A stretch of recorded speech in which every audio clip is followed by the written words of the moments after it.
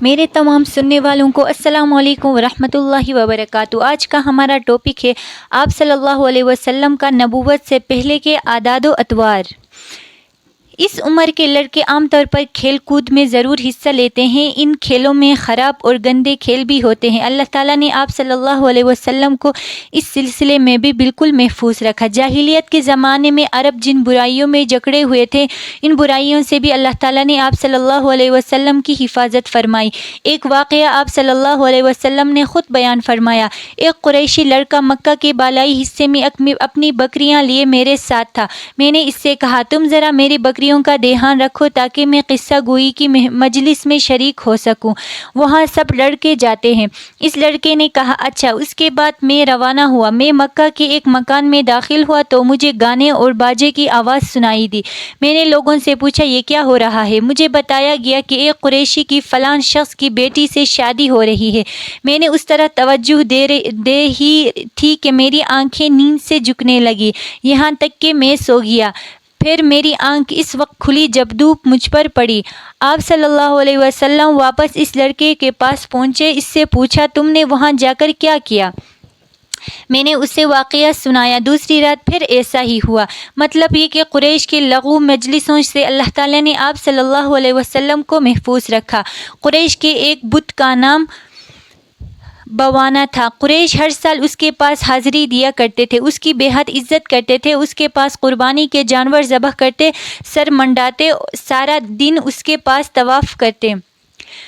ابو طالب بھی اسی قوم کے ساتھ اس بت کے پاس حاضری دیتے۔ اس موقع کو قریش عید کی طرح مناتے تھے۔ ابو طالب نے نبی کریم صلی اللہ علیہ وسلم سے کہا بھتیجے آج آپ بھی ہمارے ساتھ عید میں شریک ہو۔ آپ صلی اللہ علیہ وسلم نے انکار کیا۔ ابو طالب ہر سال آپ کو شریک ہونے کے لیے کہتے رہے لیکن آپ ہر بار انکار ہی کرتے رہے۔ آخر ایک بار ابو طالب کو غصہ آ گیا۔ آپ صلی اللہ علیہ وسلم کی پھوپھیوں کو بھی آپ پر بے تحاشا غصہ آیا۔ وہ آپ سے بولی تم ہمارے معبودوں سے اس طرح بچ رہے ہو اور پرہیز کرتے ہو، ہمیں ڈر ہے کہ تمہیں کوئی نقصان نہ پہنچے۔ انہوں نے یہ بھی کہا محمد آخر تم عید میں کیوں شریک نہیں ہوتے؟ ان کی باتوں سے تنگ آ کر آپ ان کے پاس سے اٹھ کر کہیں دور چلے گئے۔ اس بارے میں آپ صلی اللہ علیہ وسلم فرماتے ہیں میں جب بھی بوانا یا کسی اور بت کے نزدیک ہوا، میرے سامنے ایک سفید رنگ کا بہت قد آور آدمی ظاہر ہوا۔ اس نے ہر بار مجھ سے یہی کہا محمد پیچھے ہٹو، اس کو چھونا نہیں۔ خانہ کعبہ میں تانبے کے بنے دو بت تھے، ان کے نام آصاف اور نائلہ تھے۔ طواف کرتے وقت مشرک برکت حاصل کرنے کے لیے ان کو چھوا کرتے تھے۔ حضرت زید بن حارثہ رضی اللہ عنہ فرماتے ہیں ایک مرتبہ آپ صلی اللہ علیہ وسلم بیت اللہ کا طواف کر رہے تھے، میں بھی آپ کے ساتھ تھا۔ جب میں طواف کے دوران آپ ان بتوں کے پاس سے گزرا تو میں نے بھی ان کو چھوا۔ رسول اللہ صلی اللہ علیہ وسلم نے فوراً فرمایا ان کو ہاتھ مت لگاؤ۔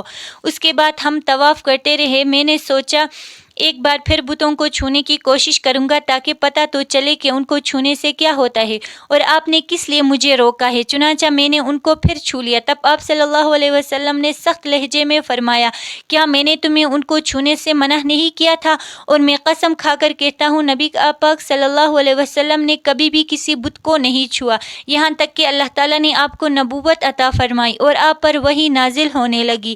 اس طرح اللہ تعالیٰ حرام کردہ چیزوں سے بھی آپ کی حفاظت فرماتے تھے۔ مشرک بتوں کے نام پر جانور قربان کرتے تھے، پھر یہ گوشت تقسیم کر دیا جاتا تھا یا پکا کر کھلا دیا جاتا تھا، لیکن آپ نے کبھی بھی ایسا گوشت نہ کھایا۔ خود آپ نے ایک بار ارشاد فرمایا میں نے کبھی کوئی ایسی چیز نہیں چکھی جو بتوں کے نام پر ذبح کی گئی ہو، یہاں تک کہ اللہ نے مجھے نبوت عطا کر دی۔ اس طرح آپ سے پوچھا گیا کیا آپ نے بچپن میں کبھی بت پرستی کی؟ آپ نے ارشاد فرمایا نہیں۔ آپ سے پھر پوچھا گیا آپ نے کبھی شراب پی؟ جواب میں آپ نے ارشاد فرمایا نہیں، حالانکہ اس وقت مجھے معلوم نہیں تھا کہ کتاب اللہ کیا ہے اور ایمان کیا ہے۔ آپ صلی اللہ علیہ وسلم کے علاوہ بھی اس زمانے میں کچھ لوگ تھے جو جانوروں کے نام پر ذبح کیا گیا گوشت نہیں کھاتے تھے اور شراب کو ہاتھ نہیں لگاتے تھے۔